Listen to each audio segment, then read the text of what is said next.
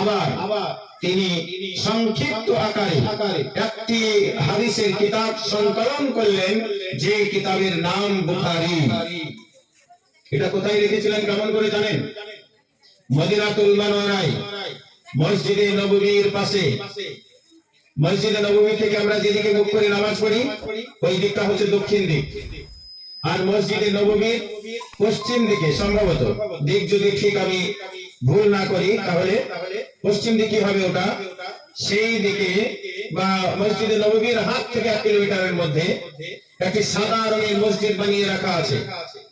সেই জায়গাতে ইমাম বুখারী রাহমাতুল্লাহ আলাইহি গোসল করে ওযু করে 2 রাকাত নামাজ পড়ে আতর লাগিয়ে পাগড়ি মাথায় বেঁধে ইস্তেখারা করতেন, আর নবী করিম সাল্লাল্লাহু আলাইহি ওয়াসাল্লামের কাছে অনুমতি চাইতেন। বলতেন, ইয়া রাসূলুল্লাহ, ইয়া হাবিবাল্লাহ, আজকে আমি যে হাদিসটা আমার কিতাব, যে কিতাবে আমি লিখতে চলেছি, ইয়া রাসূলুল্লাহ, আমি আপনার শরণাপন্ন হলাম। এই হাদিসের যে ঘটনা আমি পেয়েছি, এটি যদি সত্যিকারে আপনার হাদিস হয়, এটা যদি আপনার জীবনী হয়, তাহলে আমাকে অনুমতি দিন, আমি আমার পুস্তকে এটাকে লিখে দিই। আর যদি আপনার এই হাদিস না হয়, যদি আপনার আমল না হয়, এটা যদি আপনার জীবনে সংগঠিত হয়ে না থাকে, এতে যদি কোনো ভেজাল থাকে এবং এটা যদি সঠিক না হয়, ইয়া রাসূলুল্লাহ, তাও আপনি বলে দেন, তাহলে পরে আমি এটা বুখারীতে লিখব না। কত বছর বাদে জানেন? নবী করিম সাল্লাল্লাহু আলাইহি ওয়াসাল্লামের ওফাত 11 হিজরিতে। ইমাম বুখারীর জন্ম 194 হিজরিতে। 194 হিজরিতে 194 হিজরির পরে লেখাপড়া শিখেছেন, বড় হয়েছেন, হাদিস সংগ্রহ করেছেন, তারপরে লিখছেন। মানে 200 বছরেরও বেশি সময় বাদে ইমাম বুখারী রাহমাতুল্লাহ আলাইহির আকীদা কি ছিল, কি বিশ্বাস ছিল, যে 200 বছর পরেও নবী করিম সাল্লাল্লাহু আলাইহি সাল্লাম, যিনি তখন ওই জান্নাতে রিয়াজুল জান্নাতের পাশে রওজা মুবারাকে নবী করিম সাল্লাল্লাহু আলাইহি সাল্লাম, তখন 200 বছর কেটে গেছে। আমাদের 200 বছর আগে যদি কোনো মানুষ মারা যায়, তাকে যদি কবরস্থ করা হয়, আমরা কি সেই কবরবাসীর কাছে কোনো অনুমতি চাইবো যে আপনার সেই 200 বছর আগের জমিটা, দলিলটা, এটা সঠিক কিনা আমাদেরকে একটু বলে দেন, করতে যাবো রেজিস্ট্রি করতে? যাবেন কোন কবরে? কেউ যাবে? মানে আমাদের বিশ্বাস ও মাটি হয়ে গেছে, ও আমাদেরকে এখন আর দলিলের কোনো কথা জানাতে পারবে না। এই যে এসআইআর 2002 এ কারো দাদুর নাম নাই, আপনি কি কবরের পাশে গিয়ে জানতে চাইবেন, দাদু তোমার এই 2002 এ ভোটার লিস্টে নাম নাই কেন, আমাদেরকে বলে দাও? কেউ বলবেন না। আমাদের কি বিশ্বাস, আমার দাদু, আমার বাপ, আমার চাচা, আমার নানা, এরা যদি 50 বছর আগে মরে গিয়ে থাকে, তাহলে আমাদের বিশ্বাস ওরা মাটিতে মিশিয়ে গেছে। ইমাম বুখারী রাহমাতুল্লাহ আলাইহির বিশ্বাস 200 বছরেরও বেশি সময় বাদে, পরে 200 বছর কেটে গেছে নবী করিম সাল্লাল্লাহু আলাইহি সাল্লামের ওফাতের পরে, ইমাম বুখারী মসজিদে নববীর পাশে গিয়ে আবার নবীর কাছে জানতে চাইছেন, ইয়া রাসূলুল্লাহ, আপনি আমাদেরকে বলে দিন এই হাদিসটা আমি বুখারীতে লিখব কিনা। এইটাই তো বুখারী, এটা বুখারীর বাংলা অনুবাদ। এই যে কিতাব, এর আরবি এত বড়, এই মোটা, দেখেছেন আমার ভিডিও গুলো দেখবেন, তাতে দেখবেন। তো এই কিতাবে আমি হাদিসটা লিখব কিনা, ইয়া রাসূলুল্লাহ, আপনি আমাকে বলে দেন। ইমাম বুখারী রাহমাতুল্লাহ আলাইহি বলেন, যতক্ষণ না পর্যন্ত নবী মুস্তাফা সরকারে দো আলম নূরে মুজাসসাম মুহাম্মদুর রাসূলুল্লাহ সাল্লাল্লাহু আলাইহি সাল্লাম আমাকে অনুমতি না দিয়েছেন, আমি ততক্ষণ পর্যন্ত বুখারীতে একটি হাদিসও লিপিবদ্ধ করিনি। নারে তাকবীর, আল্লাহু আকবার, আল্লাহু আকবার, ইয়া রাসূলুল্লাহ, ইয়া রাসূলুল্লাহ, জিন্দাবাদ, আরে সুন্নাহ কোন জানাব, জিন্দাবাদ। তাহলে আমরা ইমাম বুখারী রাহমাতুল্লাহ আলাইহির এই বুখারী হাদিস পড়ে যারা ধর্ম পালন করে, যারা বুখারী হাদিস পড়ে আমাদেরকে ভুল প্রমাণ করাতে চায়, যারা বুখারী হাদিস পড়ে কবরের কোন অস্তিত্বকে মেনে নিতে চায় না, তারা যে হাদিসটাকে দলিল বানায়, সেই বুখারী রাহমাতুল্লাহ আলাইহির আকীদা যে 200 বছরের বেশি পরে নবী করিম সাল্লাল্লাহু আলাইহি ওয়াসাল্লাম তিনার হাদিস কোনটা আর কোনটা নয়, এটা ইমাম বুখারীকে বলে দিয়েছেন। বুখারী মানতে গেলে তো বুখারী বালাকে আগে মানতে হবে। আপনি ইমাম বানাতে গেলে যদি মাতাল হয় কে ইমাম বানাবেন? আপনি যদি বুঝতে পারেন কোন ছেলে হেরোইন খায়, আপনার মেয়ে বিয়ে দেবেন? দেবেন না। আপনি যদি জানতে পারেন যে আপনার ড্রাইভার মদ খেয়ে আছে, এখন টোর হয়ে, আপনি তাকে চাবি দেবেন গাড়িটা চালাতে? দেবেন না।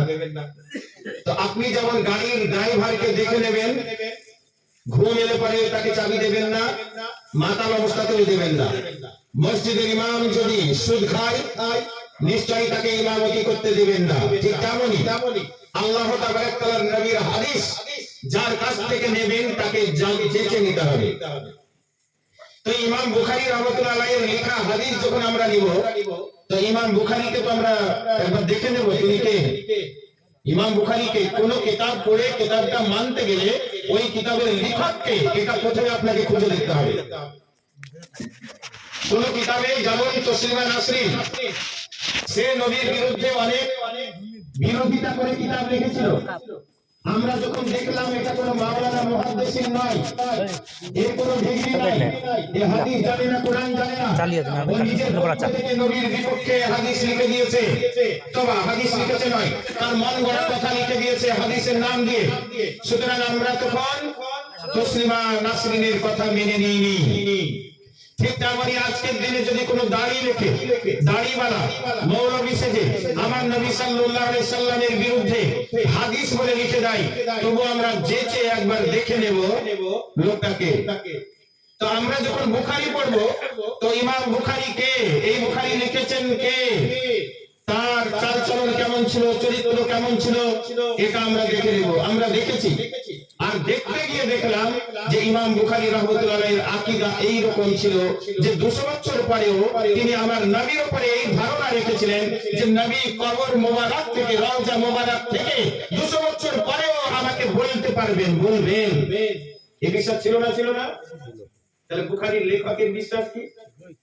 নবী কবরে মোরা পচে গেছে, বলে গেছে, এই বিশ্বাস থাকলে জানতে চাইতেন?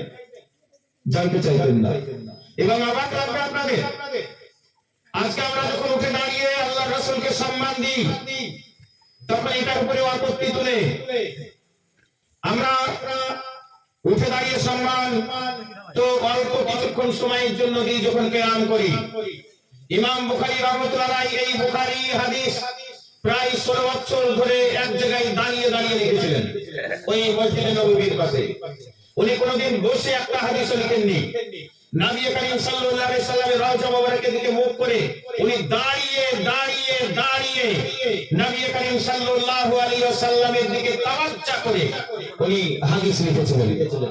উনি ভাবতেন যে আমি আল্লাহর নবীর দরবারে বসে রাজার মতো, বাদশার মতো করে হাদিস লেখা, এটা নবীর জন্য, নবীর শানে বেয়াদবি হবে ইমাম বুখারীর জন্য।